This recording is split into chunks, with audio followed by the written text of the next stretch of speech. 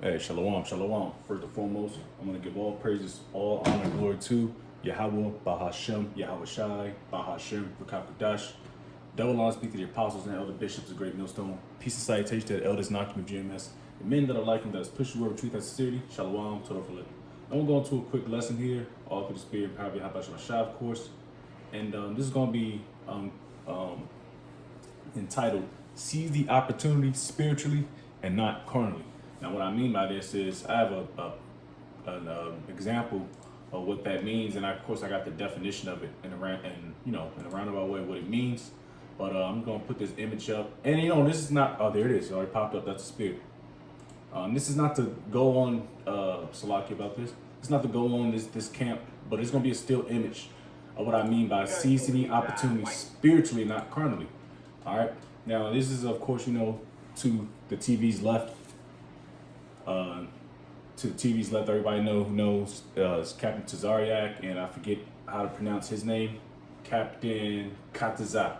All right, and they're doing some. Of course, they're doing these debates with. I'm going to see on the right hand side of the TV screen is some Issacharites or something, or Northern Tribe Christians, so to speak, because these dudes love to debate Christians. I don't know what it is.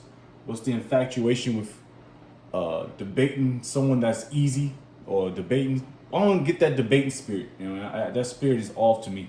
It just. I mean, of course, you have to debate your cause, but what is the point of rubbing?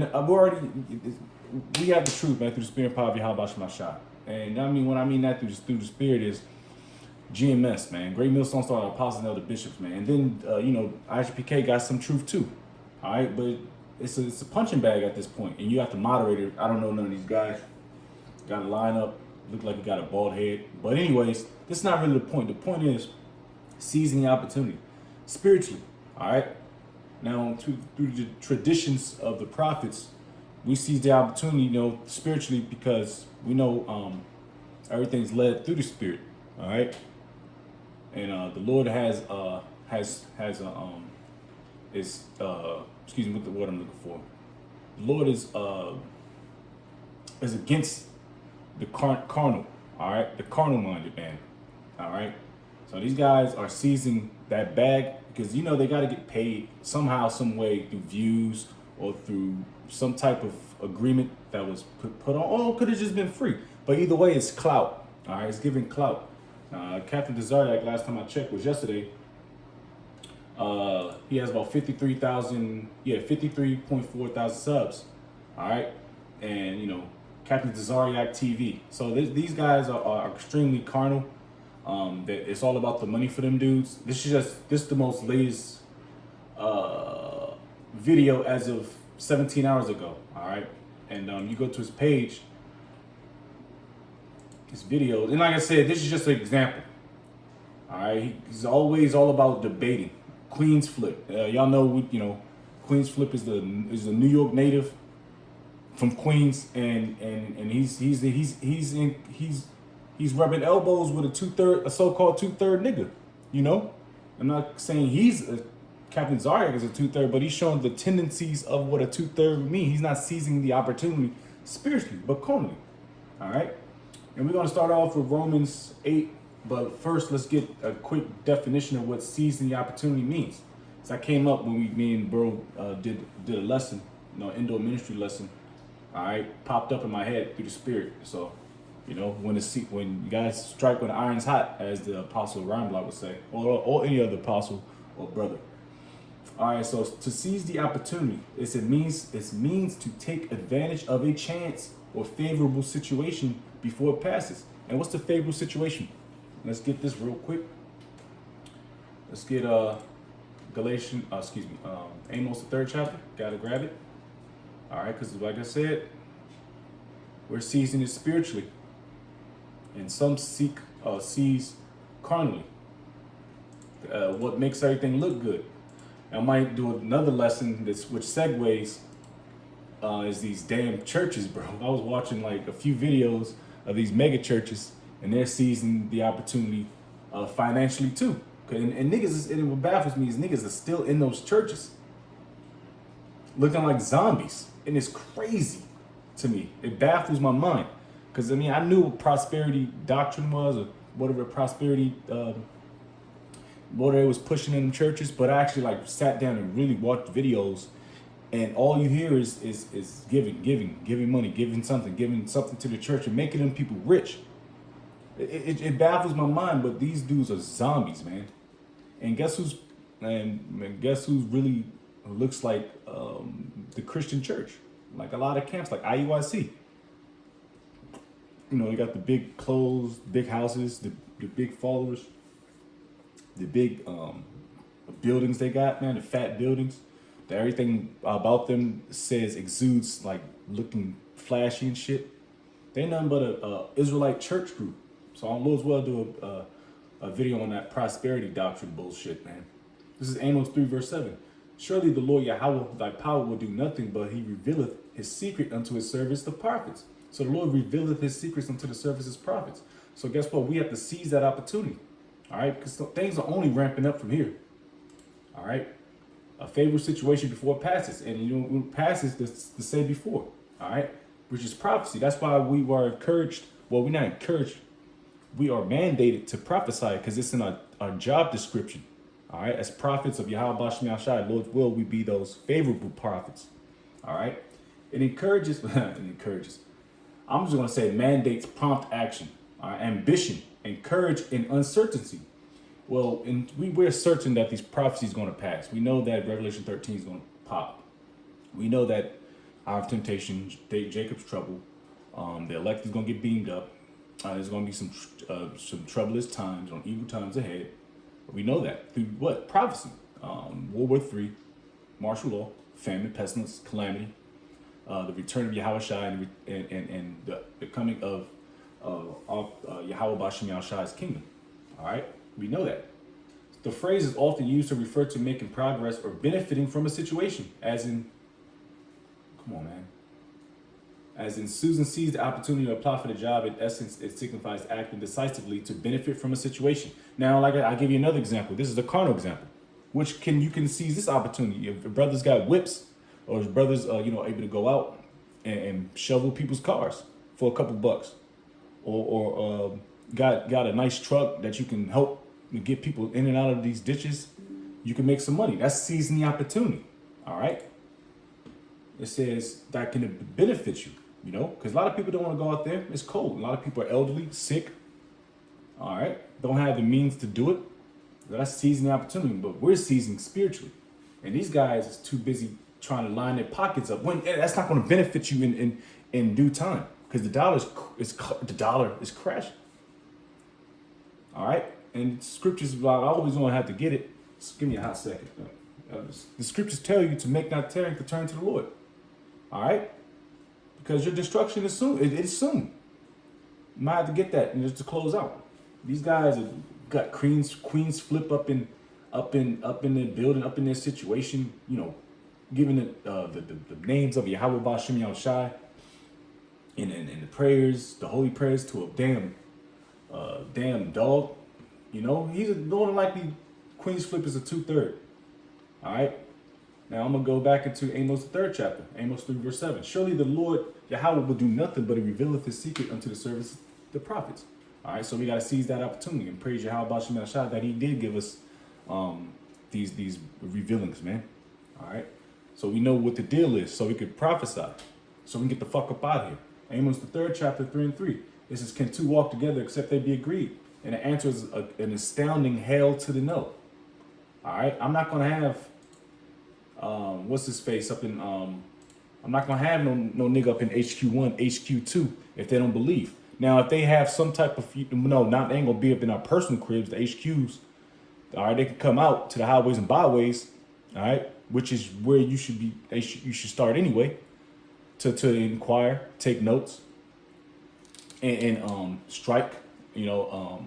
Seizing the opportunity to learn before it's too late. All right, but you're not gonna be up in HQ1, HQ2 as a on the edge type thing. That's sacred, man. Even though it's just buildings, but that's what brothers this where brothers get to lay their hair down, so to speak. Get the lessons in. All right, it's our spot that the Lord has provided for us. All right, but you got them all up in. I wouldn't have no damn what's this nigga's name? what's this dude's name? I fell off the map. Oh, excuse me 1 second, Salaki.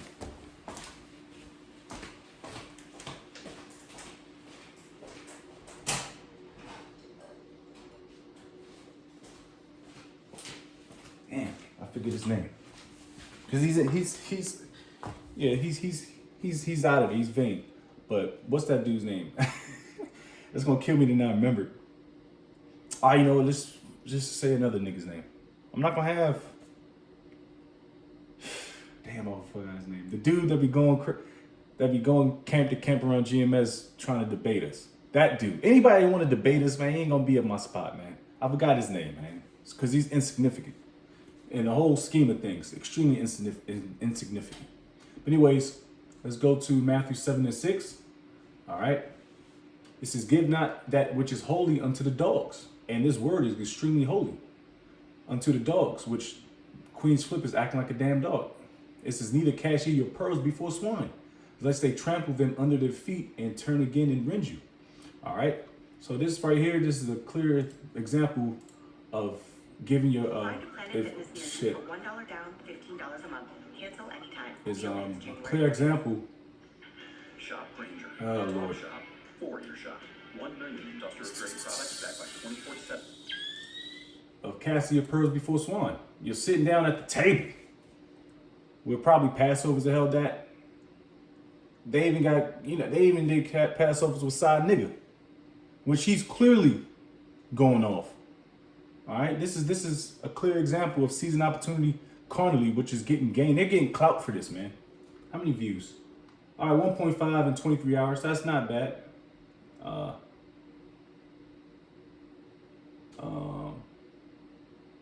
See some comments. I don't know why don't care. Let me see. I like your shirt. You're wearing cap. Yeah, this is all bullshit. And let's see.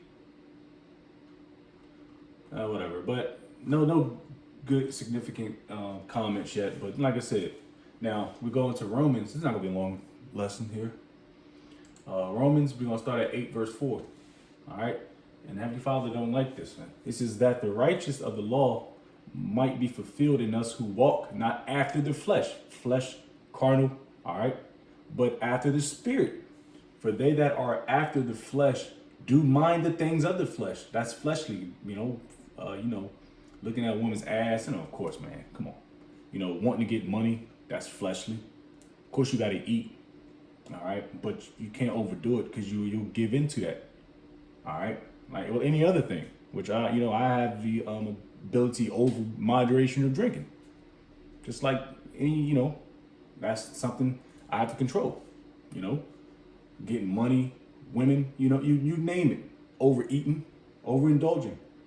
This is for that they are up after the flesh, do mind the things of the flesh, but they that are after the Spirit, the things of the Spirit. And what's that? That's I can just roughly paraphrase it.